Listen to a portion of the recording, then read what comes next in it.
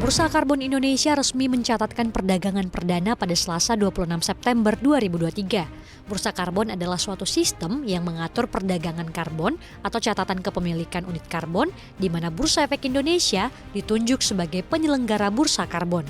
Presiden Joko Widodo mengatakan potensi perdagangan bursa karbon Indonesia bisa mencapai 3.000 triliun rupiah. Menurutnya, potensi besar ini menjadi ekonomi baru berkelanjutan yang ramah lingkungan. Sementara itu, ada 1 gigaton karbon dioksida atau CO2 potensi kredit karbon yang bisa ditangkap. Setelah resmi diluncurkan, tercatat sudah ada 13 transaksi dilakukan di bursa karbon yang melibatkan 459.910 ton CO2 ekivalen yang diperdagangkan. Adapun Registered Project merupakan milik Pertamina NRE, yakni proyek Lahendong Unit 5 dan Unit 6 PT Pertamina Geothermal Energy Tbk di Sulawesi Utara. Adapun karbon yang diperdagangkan merupakan karbon vintage medio 2016 hingga 2020.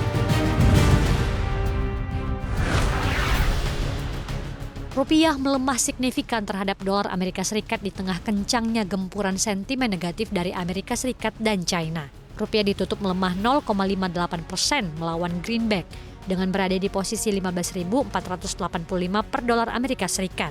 Setelah sempat menyentuh posisi tertinggi di 15.500. Sementara data dari Gisdor Bank Indonesia, rupiah ditutup sedikit lebih tinggi di 15.464 per dolar Amerika Serikat. Sentimen datang dari Amerika Serikat. Tercatat bahwa inflasi AS masih relatif memanas dan mengalami kenaikan. Data inflasi yang semakin menjauhi target The Fed yakni 2% dan membuat The Fed bersikap hawkish setidaknya hingga akhir 2023. Hasil rapat The Fed juga mengindikasikan jika kebijakan moneter yang ketat akan tetap berlanjut hingga 2024 dan The Fed akan memangkas suku bunga lebih sedikit dari indikasi sebelumnya. Tak hanya Amerika Serikat, kondisi ekonomi China hingga kuartal 2 tahun ini yang berada di bawah ekspektasi juga mendorong pelemahan rupiah. Negeri tirai bambu tersebut akan mengalami banyak tekanan, sehingga beberapa ekonom memproyeksikan laju ekonomi China hanya berada di level 4%.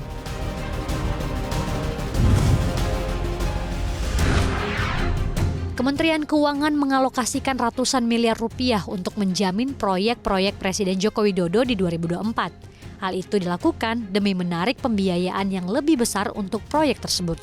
Kepala Pusat Kebijakan APBN Badan Kebijakan Fiskal Kemenkeu Wahyu Utomo menyebut 824 miliar rupiah dialokasikan dalam APBN untuk menjamin berbagai proyek infrastruktur Jokowi. Sayangnya ia tidak menegaskan apakah 824 miliar rupiah tersebut termasuk penjaminan kereta cepat Jakarta-Bandung atau tidak.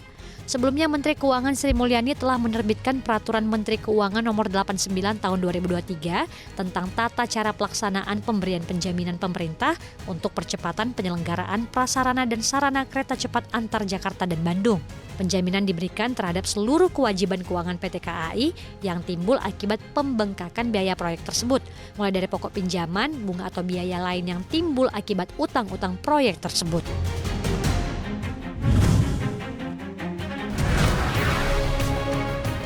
Jutaan rumah dan apartemen berhantu alias kosong berserakan di negeri tirai bambu, meskipun jumlah penduduk negara Xi Jinping tersebut mencapai 1,4 miliar jiwa. Hal ini merupakan dampak dari krisis properti di negara tersebut. Sektor properti China yang pernah menjadi pilar perekonomian merosot sejak 2021 ketika Taipan Real Estate China Evergrande Group gagal membayar kewajiban utang, buntut adanya pembatasan pinjaman baru. Sementara itu pengembang properti lainnya, Country Garden Holdings, terus tertatih-tatih mendekati gagal bayar. Data Biro Statistik Nasional China menunjukkan luas gabungan dari rumah-rumah yang sebelum terjual mencapai 648 juta meter persegi. Menurut perhitungan, dengan rata-rata ukuran 90 meter persegi, jumlah tersebut setara dengan 7,2 juta rumah dan apartemen yang tak berpenghuni. Angka tersebut belum termasuk sejumlah proyek perumahan yang telah terjual, tapi belum selesai karena masalah keuangan.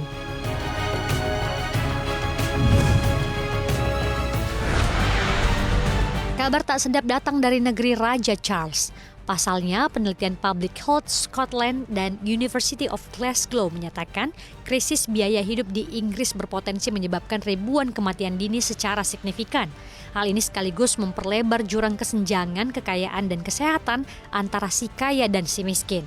Dalam penelitian yang diunggah pada jurnal BMZ Public Health, studi menemukan orang yang meninggal sebelum mereka mencapai usia 75 tahun akan meningkat 6,5% tahun ini karena krisis biaya hidup, dengan peningkatan 30 kematian per 100.000 orang. Hasil ini ditemukan dari model skenario untuk memperkirakan bagaimana tingginya inflasi mempengaruhi pendapatan rumah tangga, langkah-langkah mitigasi yang dilakukan, serta tingkat kematian, harapan hidup, dan kesenjangan memberi dampak yang besar. Dalam setiap skenario yang dimodelkan, rumah tangga di daerah paling miskin adalah yang paling rentan terkena dampaknya. Bahkan bantuan pemerintah tetap menimbulkan kesengsaraan. Temuan tersebut dapat diartikan bahwa dalam skenario terbaik sekalipun, kematian dini pada rumah tangga keluarga miskin di Inggris diperkirakan akan meningkat 4 kali lebih cepat dibandingkan dengan rumah tangga keluarga kaya.